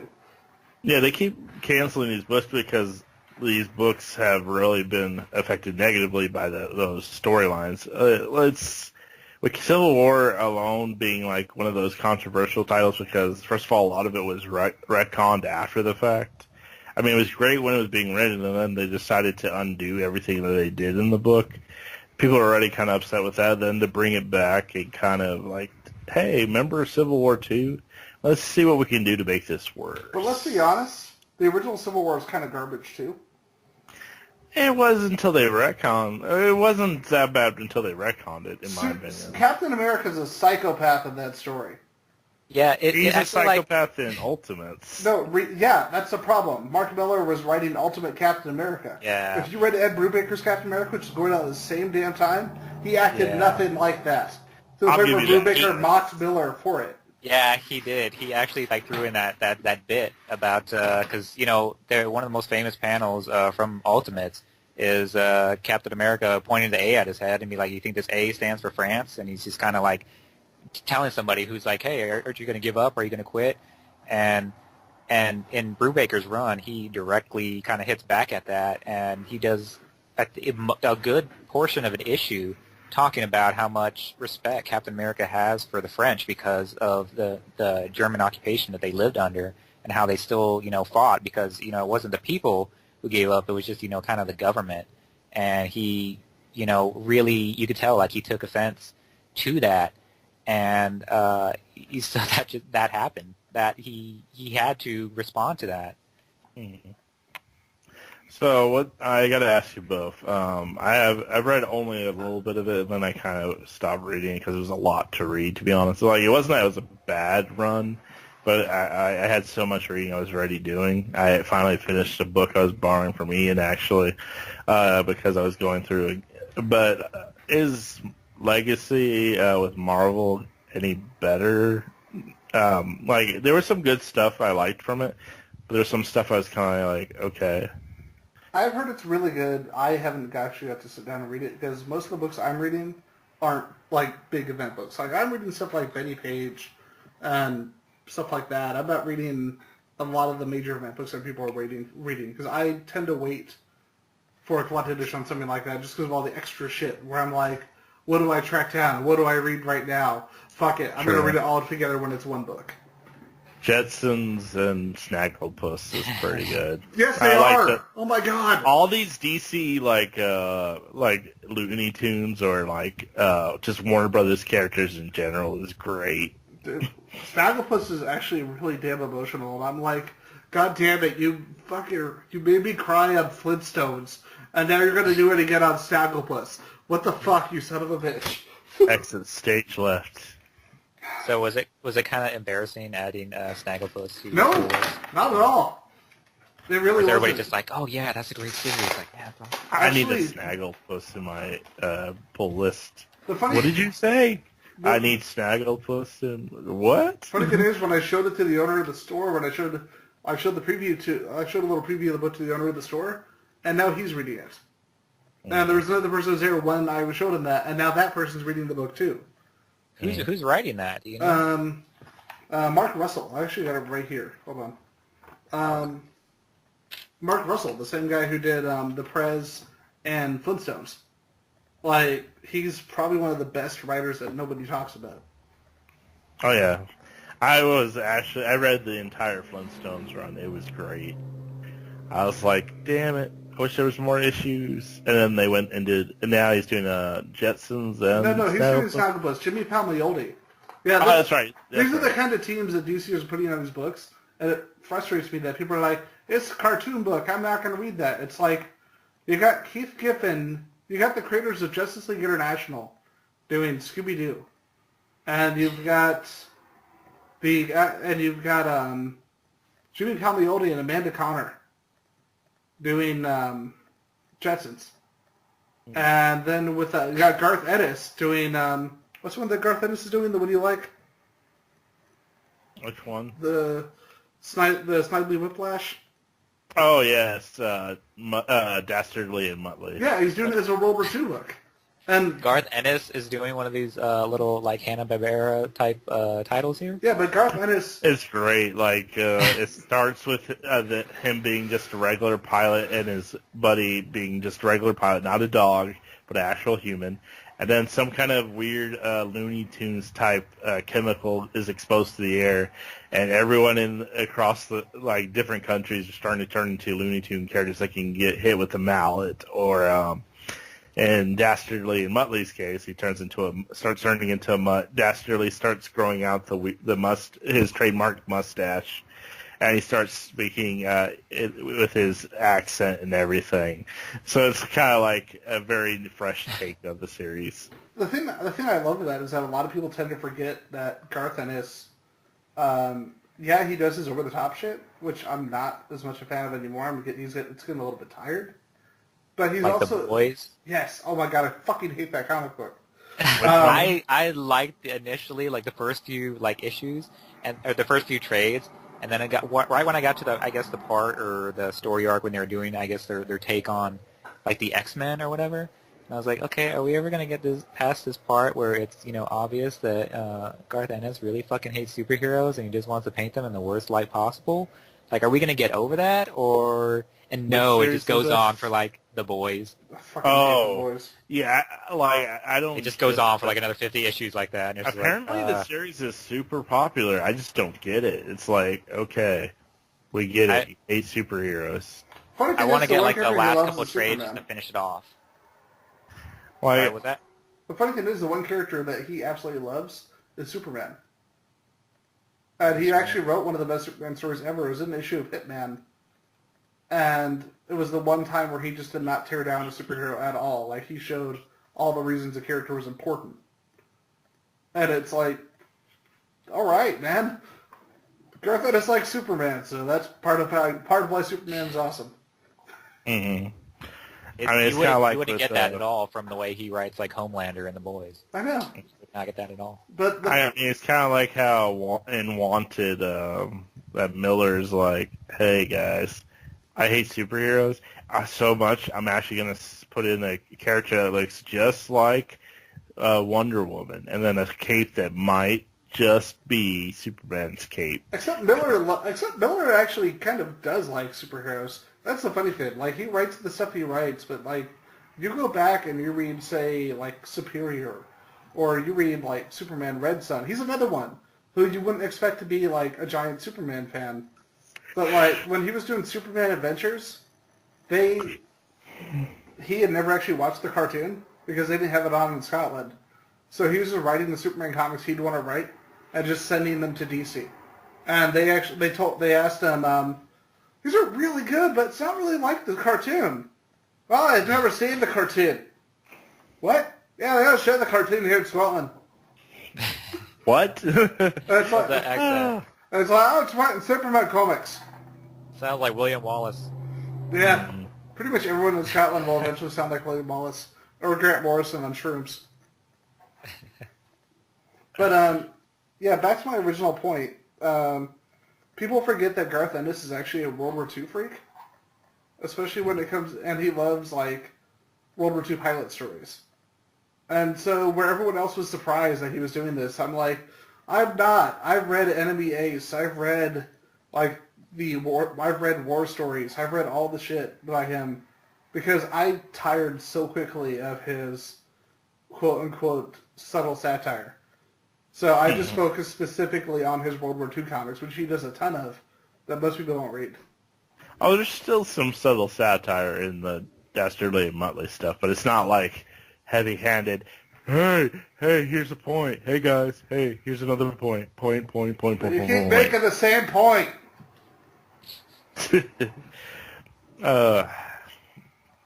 Yeah, I actually like flipped through one of the final trades of The Boys because I almost bought it because I did like that series initially, and then like I said, I was just getting tired with it, and I just kind of wanted to see like how it ended.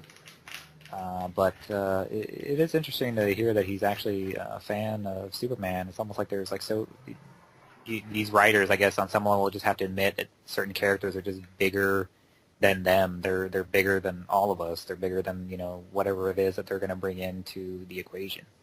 The fact that like three of the most iconic like writers working in comics, you got Garth Ennis, Mark Miller, and Grant Morrison, are all giant Superman fans. Just like you said, it says a lot about the character. Yeah, and that's, I guess, take it back to earlier, that's what kind of like, I guess, bugs me so much about Man of Steel. And I saw Mark Waid a little while ago. I got to meet him for the first time at a signing, and he's really nice. He's really polite. And I was talking to him a little bit about the state of the DC movieverse, and he was talking to another fan as well, and he was talking about how basically it's not hard to write Superman because he's just like he's a character who's been around longer than most of us have been alive, so he like pretty much writes himself at this point. And so to see like the certain like missteps that have taken place is just kind of tragic because it's painting Superman for a whole new generation in the same way that Christopher Reeve did for a lot of people, only it's missing some core elements, and certain people are getting the wrong idea about what Superman is who weren't exposed to him in the way that us comic book geeks have been already exposed to him. I remember watching, to be honest, like when I watched Batman vs. Superman, I went with friends who had never read comics or anything about Batman or Superman. So they went in there and like when they had the scene where Batman's in the desert, they didn't know what was going on because he went from being in front of the computer monitor to suddenly he's in the desert. It's like, what is this? Granted, it's a bit fleshed out more with the Ultimate Cut, but yeah, you needed those extra bits to kind of clear that up if you're not a comic fan. But if you were a comic fan, you're like, oh my god, it's Nightmare Batman and all this. It's going to be awesome. But at the same time, that's like not that. It kind of undercuts it because it's like Batman is supposed to be the world's greatest detective, right? And not only does he not know that Superman is Clark Kent in this universe, but he also maintains like his rage at Superman, even though he's watching him save people for this whole time. Well, you got to remember. Sorry, not to cut you off, but like he went into, this is a Superman that's only like maybe a year or two of service at this point. This isn't like the Superman that's been here for like decades, like in the original Superman Batman series that Batman knew about. He is basically fresh, and like the first introduction to Superman really, outside of course, the news is, the building destruction with people that he worked with, and people being basically having their homes devastated due to the Man of Steel Zod incident. So, of course, he's not going to be trustworthy. And this is like an older age Batman, because they were trying to do like Dark Knight Returns Batman to a certain extent. So he's been in the game for a while, but he may not know that who Clark is yet. But I'm sure about the time that they got around to I think honestly, around the time that they actually met at the party, I think he kind of knew who Superman was, with the pointed comments that they made back and forth at that party. And I could be wrong, though.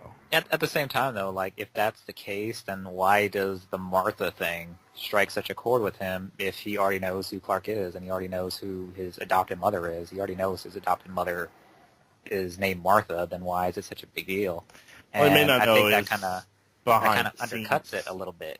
I think we can all agree that Sue was kind of silly.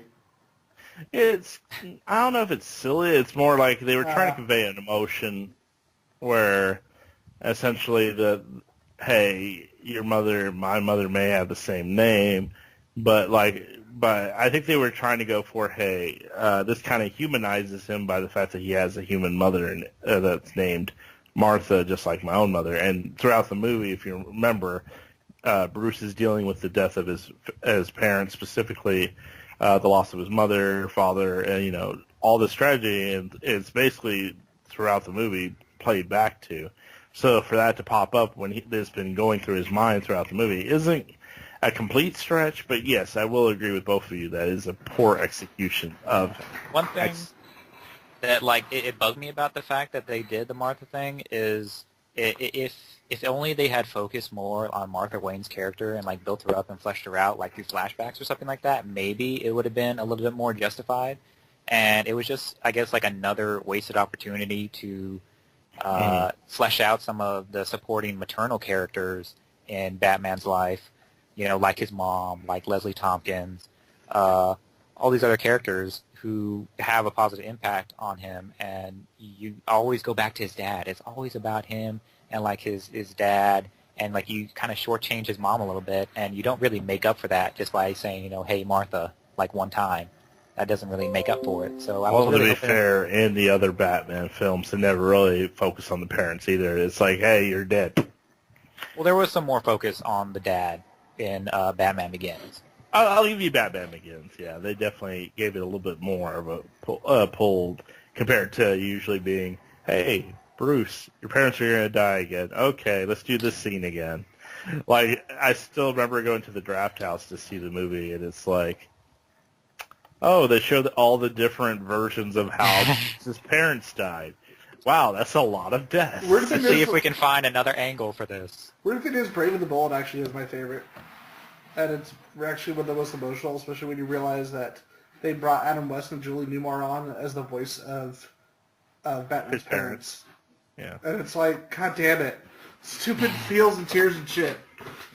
You give me shit, but I kind of like the Batman versus Superman one with the necklace. Oh, no, that was actually one of the best parts of the movie. Beautifully shot. It was definitely beautifully shot. But we had seen it before, though, so many times. It's but not with the way that the way that the camera played with the pearls and stuff. I will agree with Dan on this. If out of all the live action ones, this was probably the best.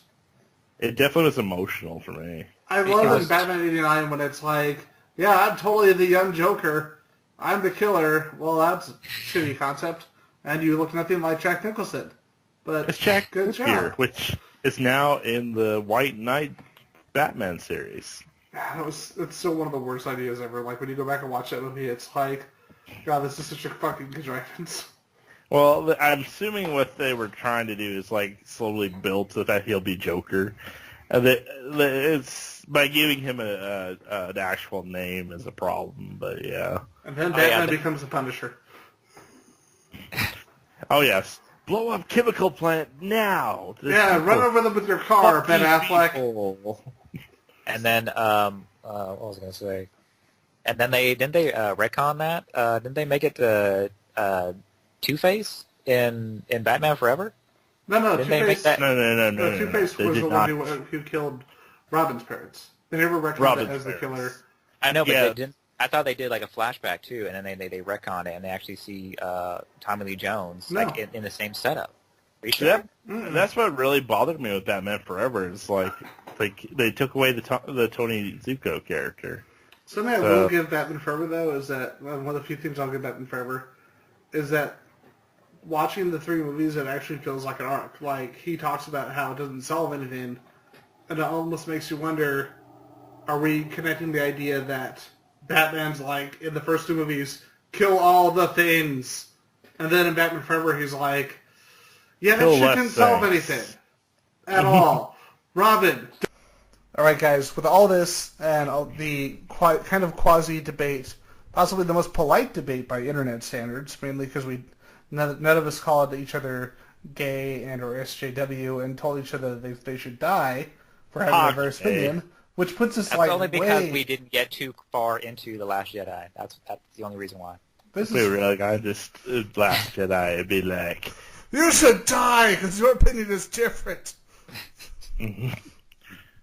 SJW? What's SJW have to do with any of this? Because SJW. Shut up! This is the only word I got from the internet.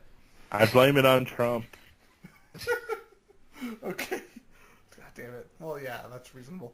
But, so, something I wanted to ask each of you about, regarding DC and Marvel, from a film perspective and from a comic perspective, what do you think is one thing they could do to make what they're doing better? Not saying that either one of them is bad or good, but what do you think they could do to make it better in your eyes? Is it okay if I start? Yeah, I'm waiting for you to start. Okay. I guess for Marvel, and we're just talking movies and the comic industry, or just the movies? Sorry. Briefly on the movies and then briefly on the comics. As far as the movies, I think I touched base on this a bit more. Build up the villains a bit more, give them more than a take over the world concept. I mean, they're starting to try to build toward that. I think I am hopeful that Infinity War does fix that. Like Thanos, outside of looking like chewed up bubblegum, does look like he's going to be the kind of villain that I'm looking for. But yeah, that's one thing I definitely wish they would fix. Then as far as comics for Marvel, stop trying to tell the fans what they should like or not like. Like when they got upset with the fans because you don't read this because you don't like change. It's like, no, there's probably other reasons people aren't reading this. Possibly the stories aren't what they're looking for, or maybe the characters you're pitching to them are not something that they're really looking for. Because, I mean, don't get me wrong, like some of the new comics are interesting. Like the dinosaur one with Moon Girl was kind of fun. I liked that book, and it got canceled so quickly. That made me sad. It didn't get canceled. It lasted for a bit. And then it got ended, yeah. But yeah, you're right. But yeah, as far as DC, we touched base on that. As far as the movies, cohesion, I honestly feel that if the studios had less involvement and they would just let the director just do what they want to do, and like if you look at Wonder Woman, that's a good example. She got nobody really stepped in and told Patty what she had to do to make the movie. And she made a good movie. She didn't have any studio interference or anything like that, and the movie turned out great. I think we need to kind of set that as the standard going forward. Granted, with Justice League performing the way it was because of the problems we discussed today, it's going to be a long road. I think Aquaman may be the step in that right direction. It does look like it's going to be a fun movie. Now, as far as sorry, I'm not trying to ramble on. As far as comics for DC, I do feel that while I do like a lot of the new stories, there are some very bizarre choices with some of the newer stuff that they're doing. But at the same time, I like it. At the same time, like the Young Animal series is a mixed bag. I will definitely say there's some good stuff here. There's some questionable stuff here. I think, though, if they would stop trying to pull in new fans and just let them come to the comics, they will keep coming. Like, if you look at the readers' numbers now, it's higher than it's ever been before. They just need to keep this trend and don't try to basically do what most people have the problem of. Don't fix something if it's not broken.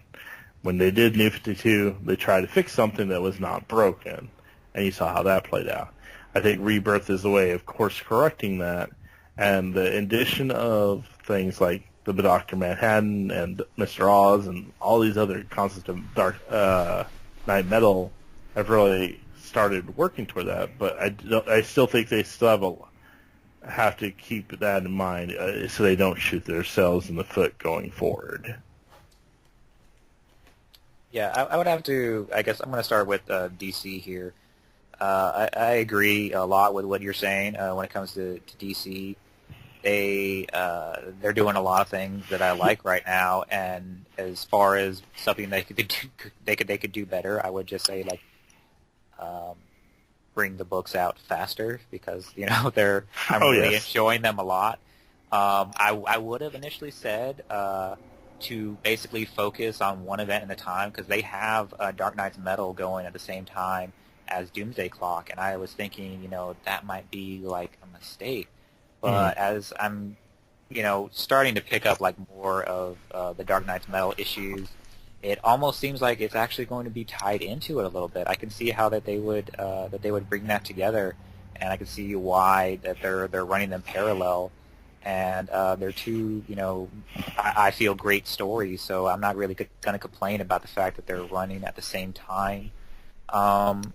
I would say, though, one thing to bring up, because we did bring up how Wade is going to Marvel now, and Simone is with Marvel now.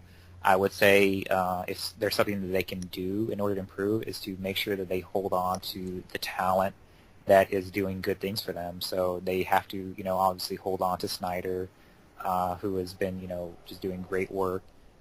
They have to hold on to Tomasi, who's been doing also fantastic work on Superman Rebirth. Mm-hmm. That's becoming, that's Superman is like a must-read title now, largely because of him, and also because of what Dan Jurgens is doing. But they have to make sure that they hold on to the writers and the artists that are producing great work for them.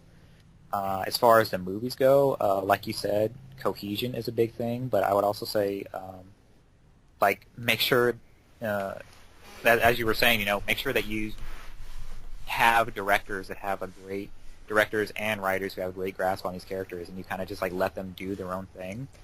That was kind of like a worry when Disney came in and they started, you kind of felt a little bit of the, oversight, a little bit of that grip, that iron grip there from the big evil mouse. But I feel like people have kind of settled into it over time, and it's it's got there's a definite Marvel theme to it. And when it came to Thor Ragnarok, it was what I would categorize as unapologetically Marvel. And so you have to find your rhythm when it comes to the DC films and actually, stick with it, because you can't just, go with the grimdark and the way that we've been getting. And you can't, because that's obviously not working, because you built up this universe where you have to course correct so much. There was such a hard right turn when it came to Justice League and making sure that these characters are where they needed to be when they didn't need to do that. They should have made them the way that they were supposed to be the whole time. Superman didn't need to die just to learn how to smile. That was completely unnecessary. So make sure that you have, these creative forces that understand these characters, and just get the hell out of their way, because you have access to the full, intellectual property package. You have access to all your comic books. You have access to all your writers. you have access to all these like stories and so many different like mediums. You have the animated movies, you have the animated series, you have the comic books, you have the video games, and you have so many great resources to draw from, and you have to just let the creators do their thing, because they're the ones who have drawn in these fans. They're the ones who have understood these characters, and brought them to life and brought in new fans. So you have to let them do their thing. So with that in mind, when it comes to Marvel, when it comes to their comic books, I would say in order to keep doing better is to keep on taking some of those great those DC writers like Wade and Simone and putting them on titles that fit for them. I'm not necessarily sure that I would put Simone on Domino. Like if it was me, like I'm not entirely sure if this is possible right now because I'm not 100% up on Marvel continuity. But I would put her like on something like She-Hulk. I think she would knock that out of the park. But I can see how they want to build up Domino, well, with her, coming out in the Deadpool movie. But keep on, taking those writers and keep on, building up that base. I think they do have some work to keep their fans, because a lot of fans were upset by some of the changes that came about. But at the same time, comic book fans have not always been, the greatest at accepting change, even though, we have this very, I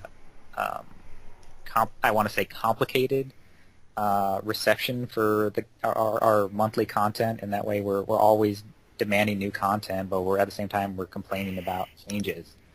So they have to play this delicate balancing act of listening to the fans while at the same time listening to what's going to be true, and making sure that they stick to their grand plan, because there are some great titles still coming out, like Jason Aaron's Thor. He's done great work there, and I'm just, I keep on making my way through that series, and every time, I go through an issue, it's so like epic, and it's so Thor. It's beautiful. And when it comes to Marvel movies, I would say something that Marvel can do better is stop killing their villains. That is something that I would love for them to not do. But at the same time, like when they do have villains that live, like Abomination, like I've been waiting for Abomination to show up.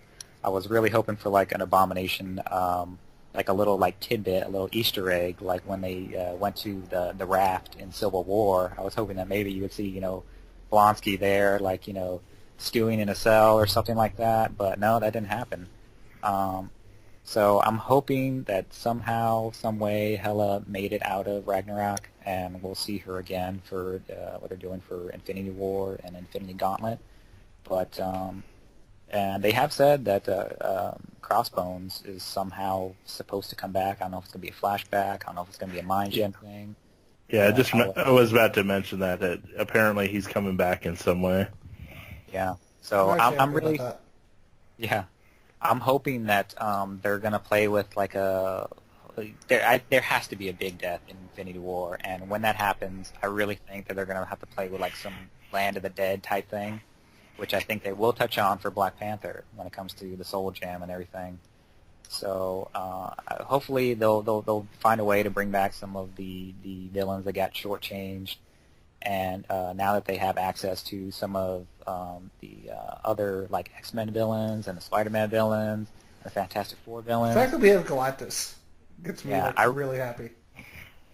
That, and it's really, I feel like Marvel is going to be set up, like the fact that we've had so much focus on the heroes like initially has been great, and now we've taken like certain heroes like Captain America, who even though he's like really iconic, you might not necessarily like connect with him in the way that you would have if you hadn't seen Chris Evans' Captain America, if he hadn't brought him to life in the way that he did, and you definitely would not have known who the hell like Groot and Rocket Raccoon were if it weren't for the films. If you're talking like a mainstream audience, so I think there's so much focus on the villains on the heroes initially, but I think that they're going to shift focus to the villains, and that's my great hope. I hope they can keep the villains alive long enough to do that. But hey, we can all be happy now that we won't see, when we do see Galactus, we can guarantee he won't be a space cloud. He's not a space cloud. No space cloud this time. All right. I'm not sure if they're going to be really making those huge changes just yet as far as the movies in production now. I think that's going to come later with the whole deal that they made. But back to Ian, says it's his turn. Well, one thing I want to touch on, apparently the big rumor that we're talking about is Ahela is actually going to end up being our version of Death from the Infinity Gauntlet, which I'm actually really excited about that, because that's actually, well, I'd like to see Death, to bring Ahela in there instead, that's actually would work better with what they're doing with the movies. Now, in terms of DC and Marvel, I think both of them, in addition to what you guys have said, because I agree, so far I agree with everything you guys have said, I want to see them actually take a couple of movies as events, as crossover stories, now that we have more characters, and just do something akin to, because remember we were talking about Snyder at the beginning, do something akin to Watchmen, or do something akin to 300, where we just take a handful of stories, like some big crossover stories, now that we have all those characters we need, and just tell that story. Don't adapt it. Don't make changes that seem kind of off, not necessarily bad, but just kind of, why are these changes being made? And just do that story. I want to see that done for like a movie or two, and see what they can do with that, and see how that will change things up. In terms of DC Comics right now, I'm actually liking a lot of what they're publishing. Like the stuff I've been reading, I've been enjoying.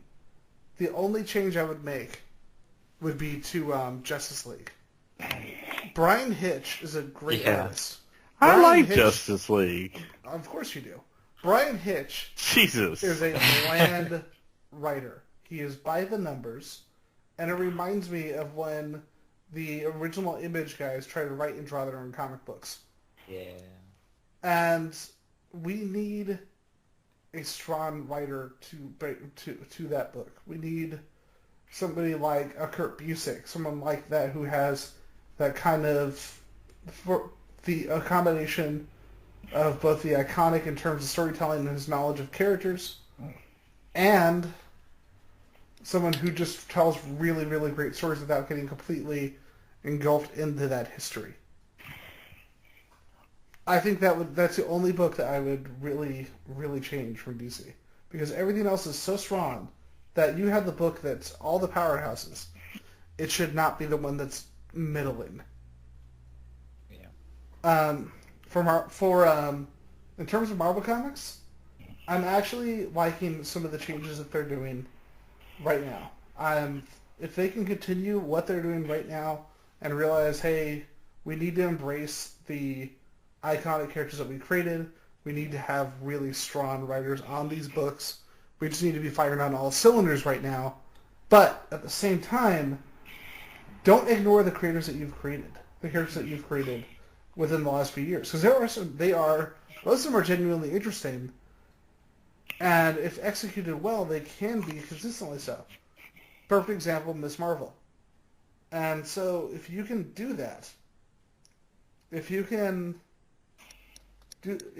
tell these great stories and get these really great writers and make these positive changes, while at the same time not ignoring all the new characters you've created, because that's a waste of years of work, I think that would be the best place for them right now. In terms of, and like I said, in terms of movies, I agree with you. I agree with what you guys have said. My only advice I would throw in there, like I said, is to just directly adapt some of the major event books, because I would love to see the next big Justice League story just be Kingdom Come.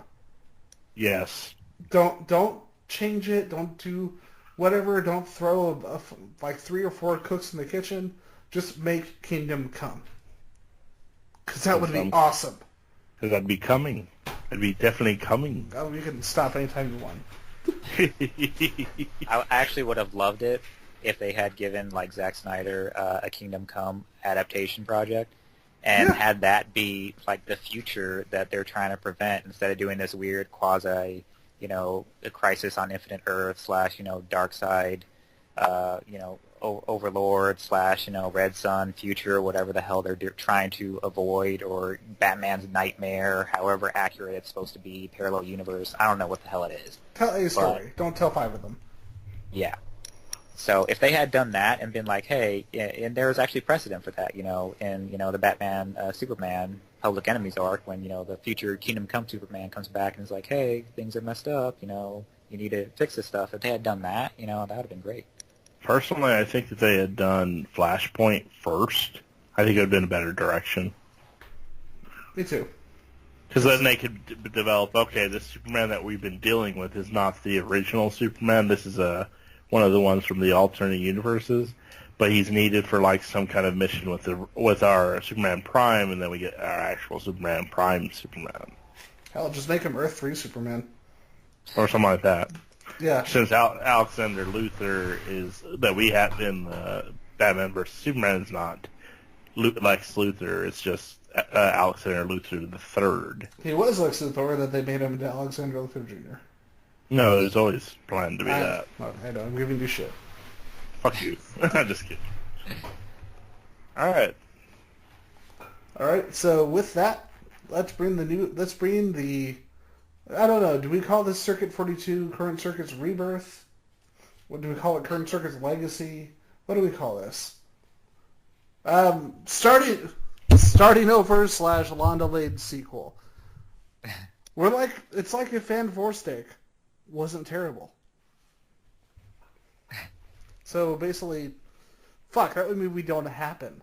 Okay, you know what?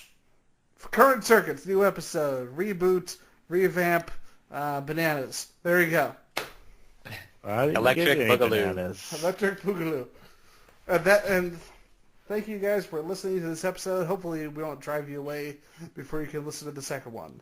I'm Ian McIntosh, Dan the Man, the angriest man in the land. Thank you for co-hosting this show. I'm always angry. Super angry. You wouldn't like me if I was angry. Well, we don't like you now, so it works out. And then, of course, our newest co-host, and we would like to officially introduce to the show, Michael Martinez. Yeah, thanks for having me. It was really great. Any excuse to talk about geek shit for a couple hours, I'm always there. I mean, he was definitely wrong about Man of Steel, but we'll forgive him that one. Yeah, but he was right about Batman v Superman. He was. Not. I see what you did there, 1995. Doing good. I'm angry, Dan. You can't be right. And with that, we bring this episode to a close. Thank you, everybody, for listening, and hopefully you'll come back for the next one. You've been listening to Circuit 42, brought to you by Dragon's Lair San Antonio and Gotham Newsstand. Join us for our next episode. For all things geek. Circuit 42.